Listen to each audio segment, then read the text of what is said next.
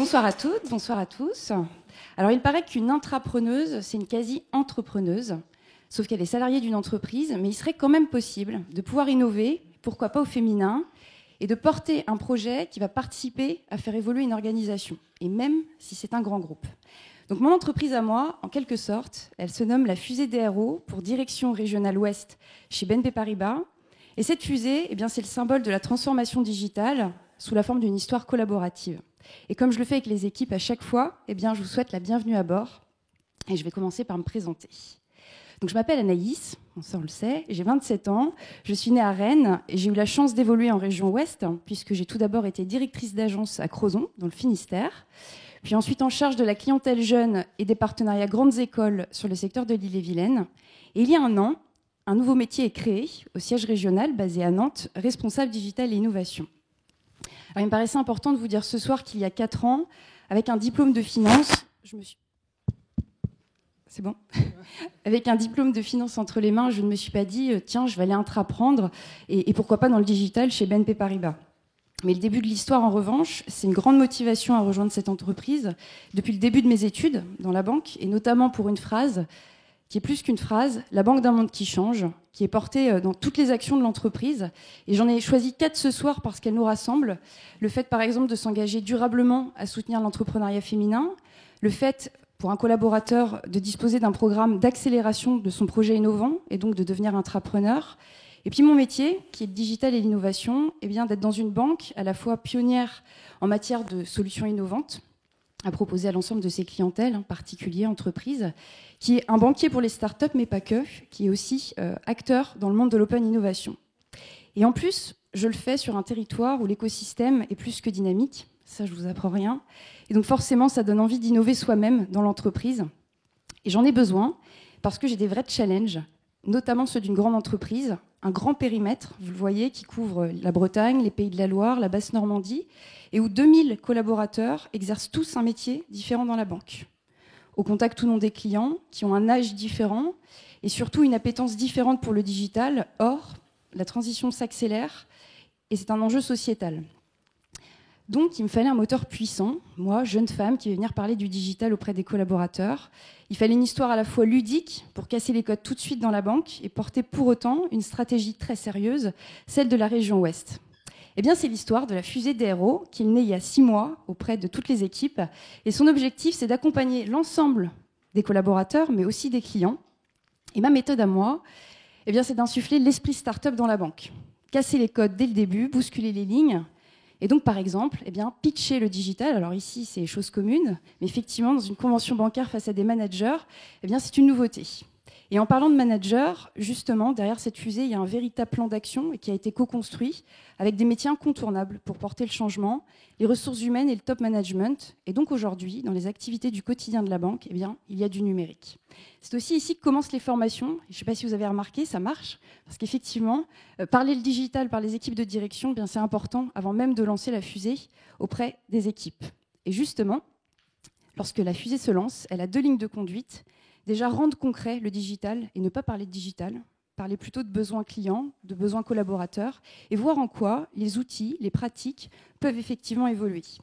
Et lorsque je pars en accompagnement, puisque je ne reste pas au siège régional, en tout cas j'essaye un maximum d'aller rencontrer les équipes, à la fois dans les agences, dans les centres d'affaires entreprises, et je vis la très belle histoire que le digital, c'est pas l'outil, c'est l'humain. Et donc c'est à lui de s'adapter au fonctionnement d'une équipe, parce que, une chance, toutes les équipes sont différentes, et cela pour offrir une nouvelle relation avec les clients. Mais la fusée est grande, c'est l'occasion aussi de poursuivre l'accompagnement en dehors de la banque, par exemple avec des femmes entrepreneurs ou des chefs d'entreprise, et je découvre alors que finalement ces échanges, on y puise une énergie, et je me dis que s'il existe un réseau dédié au digital, ce serait pas mal de prendre des bonnes pratiques et de les emmener avec moi dans la fusée. Et c'est l'aventure Femmes Digital Ouest. Alors c'était il y a seulement 6 mois, et 6 mois dans une grande entreprise pour conduire un changement, c'est très court. Pourtant, il y a déjà une belle énergie, de belles histoires, et c'est pas fini. Mais je tenais à remercier l'équipe de la direction régionale parce que l'intrapreneuriat, il est possible si on vous fait confiance sur un sujet stratégique et qu'on vous laisse toute la créativité pour le faire. Et vous le voyez, c'est quand même assez créatif. J'ai pas pu tout mettre puisque j'avais 5 minutes. Je remercie aussi les managers qui ont porté la fusée, les référents digitaux qui sont des collaborateurs qui poursuivent eux au quotidien l'accompagnement, et surtout tous les collaborateurs. Ce sont eux qui conduisent la fusée, qui permettent le décollage, qui bousculent leur quotidien et surtout qui accompagnent leurs clients. Et le dernier mot, il est pour vous. Je vous ai lancé une invitation à rejoindre la fusée en tout début de pitch. Et moi, j'aime bien le partage d'expérience, donc n'hésitez pas à rester. C'est sur les réseaux sociaux, #FuséeDRO. Merci.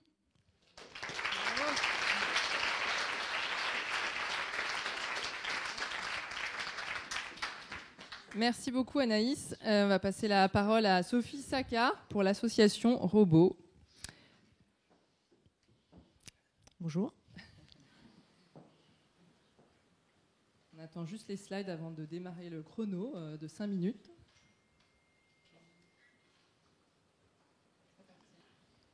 C'est parti.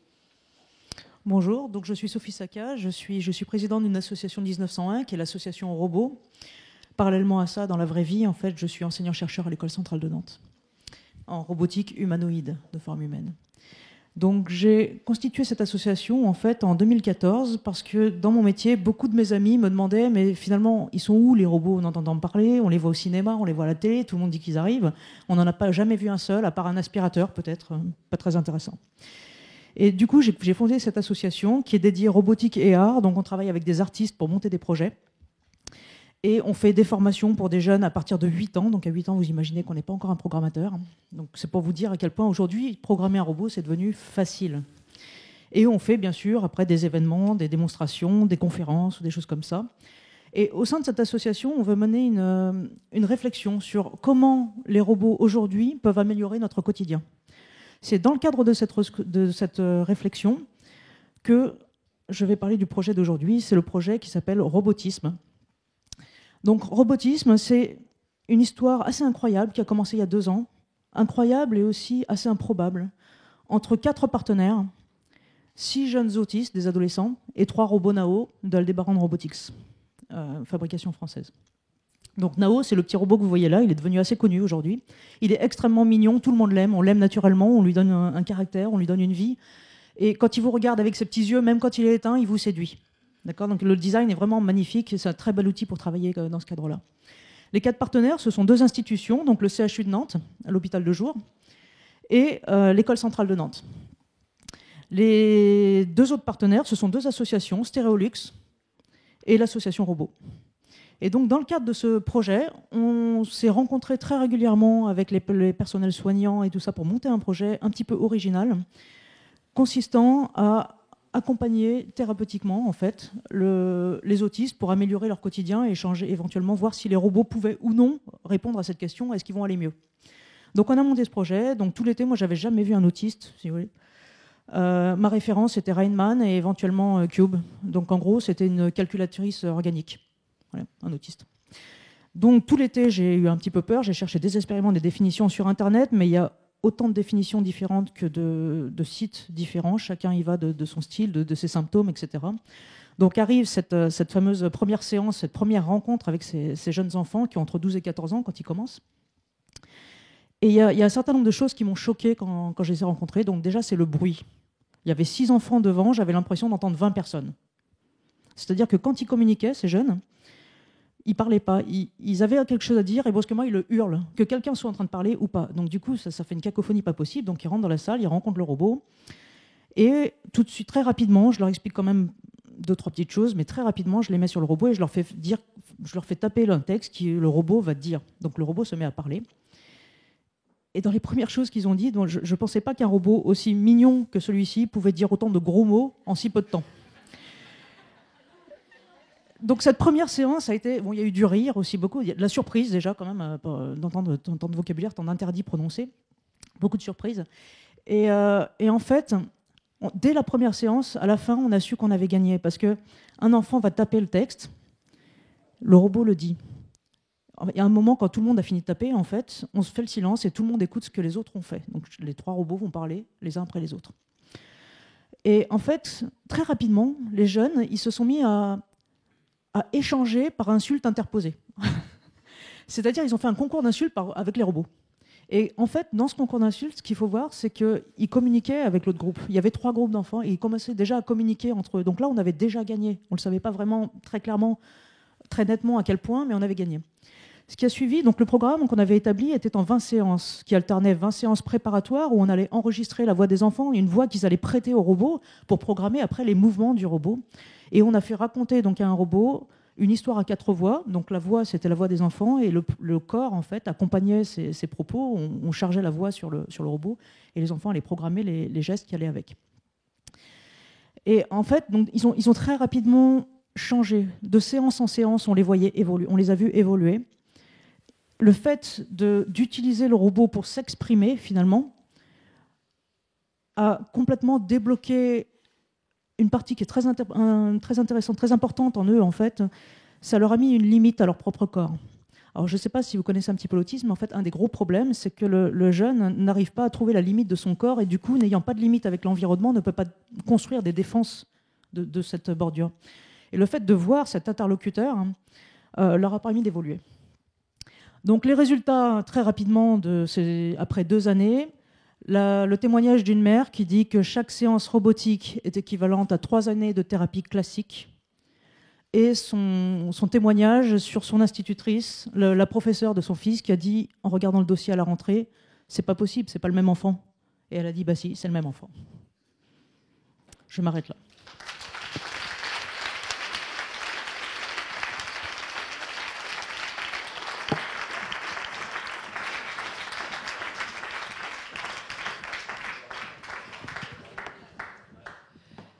Merci à toutes les deux.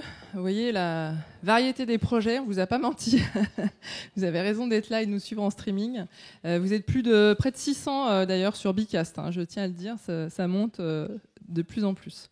Alors selon effectivement les 2 numéros, c'est vrai qu'il y a un ordre de passage, mais qui n'est pas forcément l'ordre. C'est vrai qu'on nous a demandé les URL, les codes et tout, en disant tiens, si j'ai le numéro 1, on va pouvoir voter pour moi, etc. Bref, donc on a fait exprès d'inverser en fait. Pour voir si vous suiviez bien. Je plaisante. Donc oui, 1, c'est pour Sophie Saka, et vous envoyez que 1 par SMS si vous votez par SMS, et 2, c'est Anaïs Bécu, et vous n'envoyez que 2 par SMS au numéro. Voilà. Je vais continuer donc sur le prix intrapreneur. Je vais juste parler du coaching sur mesure en leadership et management par notre partenaire Baobab Factory. Et je tiens à remercier Jacques Doll qui est ici présent, voilà, et qui nous accompagne depuis l'année dernière, qui a coaché Émilie Géller, notre lauréate intrapreneuse l'année dernière. Ils ont refait une séance juste avant, là d'ailleurs, donc voilà, comme quoi les choses continuent, et on remercie vraiment Jacques pour son soutien, plus voilà, la visibilité média, le trophée, les photos, à Montaigu, enfin voilà, on va pas rappeler tout ça. Et je vais laisser la parole donc maintenant, du coup, peu importe l'ordre à la limite, Nathalie, du coup Gosselin, qui va effectivement soutenir la candidature de Sophie. Oui, allô, ouais. Bonsoir à tous. Alors, moi, Sophie n'a pas eu le temps vraiment parce que c'est tellement complet. Moi, je suis allée un peu sur Internet, regarder un peu tout ce qui avait été fait. Alors déjà, le robot Nao, moi, j'étais déjà hyper fan avant. Et alors là, je le suis d'autant plus parce que ça m'a ouvert une autre dimension sur ce petit robot. Je l'avais souvent croisé dans des salons, dans des conférences où il était maître en tai chi. Il dansait très bien aussi le disco. C'est vrai que c'était un très bon danseur. Je l'ai même vu accueillir des gens dans des foires agricoles. Donc voilà, mais jamais dans... Et donc là, Sophie vraiment nous a fait découvrir une autre dimension, a remis aussi la machine à sa place, c'est-à-dire qu'elle elle sert l'humain. Il ne faut pas en avoir peur, et au contraire, parce que là, clairement, ce qu'elle n'a pas exprimé aussi, c'est que ça a changé complètement la vie de ses enfants. Mais c'est extraordinaire. Et les parents aussi, parce que les parents sont souvent dans une détresse. Moi, j'ai la chance d'avoir des enfants en très bonne santé et je suis ravie. Mais j'imagine très bien, déjà, quand ils ont un pet de travers, je passe une journée détestable. Donc là, j'imagine très bien la situation de ces parents. Donc là, c'est vraiment inespéré. C'est une aventure technologique qui devient hyper humaine. Qui est empreinte de plein de choses. C'est super. Moi, j'étais hyper émue quand j'ai vu un petit peu le projet. Et donc, effectivement, elle n'a pas eu le temps de tout finir parce qu'il y a tellement de choses à dire. C'est tellement un sujet passionnant. Et je pense que c'est une belle aventure. Moi, j'aimerais bien participer, continuer, contribuer. Donc, je pense qu'on va se revoir très vite parce que moi, sur La Roche-sur-Yon, on est en train de monter. On a monté une classe d'enfants autistes. Et du coup, voilà, ça a fait écho tout de suite. Donc, il faut vraiment voter pour ce projet parce que c'est un beau projet. Merci. Merci Nathalie. Alors Frédéric Palu, incubateur des mines de Nantes, pour Anaïs Bécu, BNP Paribas, numéro 2. Merci Sandrine, bonsoir. Écoutez, moi je pense qu'il faut voter pour Anaïs, parce que voter pour Anaïs, c'est voter 2 fois ou c'est voter 2 fois plus. C'est voter une première fois pour récompenser les talents, le dynamisme, l'énergie d'Anaïs, puis c'est voter une deuxième fois pour encourager la transformation d'une grande banque, pour en faire une banque digitale, une geek bank, on peut dire ça, une banque geek. Et on a besoin pour notre écosystème du numérique de geek bank, de banques qui comprennent vraiment l'écosystème. Voter pour Anaïs, c'est la transformation sur Nantes, ce sera la transformation sur Cholet, sur Angers, sur Le Mans, sur Laval, tout le territoire sur lequel rayonne Anaïs avec son activité. Donc une activité très transformante pour notre écosystème. Alors quand on écoute Anaïs, ça paraît extrêmement simple ce qu'elle fait, ça paraît très naturel, plein de force, plein de dynamisme. On est dans une école où j'ai eu la curiosité de regarder ce que disait la littérature académique qui existe sur l'intrapreneuriat dans le secteur bancaire. Il y a des chercheurs qui regardent ce qui se passe dans ce monde-là.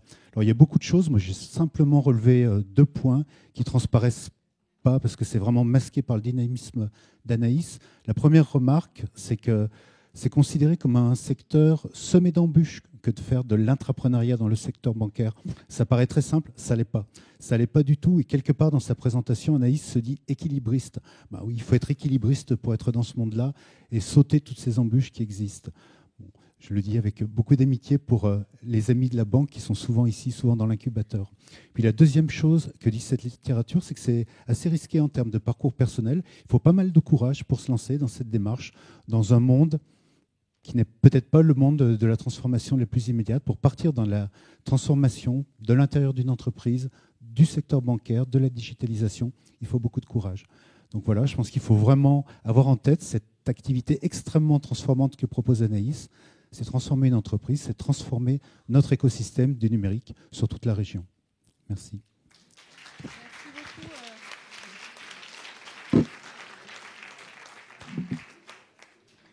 Alors, quel suspense, 121 votes. Quel dynamisme, voilà. Véronique Thomas, directrice régionale aux droits des femmes et à l'égalité des Pays de la Loire, qui nous rejoint sur scène pour remettre le trophée à la lauréate, intrapreneuse. Bien, bonsoir à toutes et à tous. Moi, je suis ravie d'être ici. Je trouve que vos projets sont formidables. Et alors, pour la directrice que je suis, je trouve que les symboles, la fusée et le robot, pour des projets portés par des femmes, c'est génial. Au niveau de l'image, c'est super. On a vraiment besoin de vous, besoin de modèles. On en a parlé toute la soirée. Mais il faut vraiment... Là, vous êtes des modèles qui font exploser la cage de verre. Parce que c'est bien de ça dont il s'agit.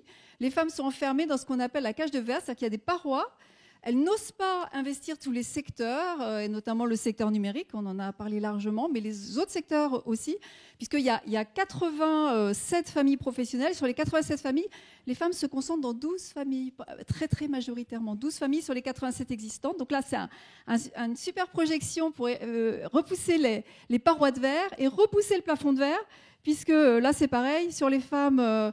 qui sont dans l'emploi aujourd'hui, il y a seulement 14% de femmes, 14% des femmes actives qui ont des postes à responsabilité contre un peu plus de 20% des hommes. Voilà, donc vous êtes toutes les deux très, très représentatifs. Enfin, on a besoin de modèles comme les vôtres.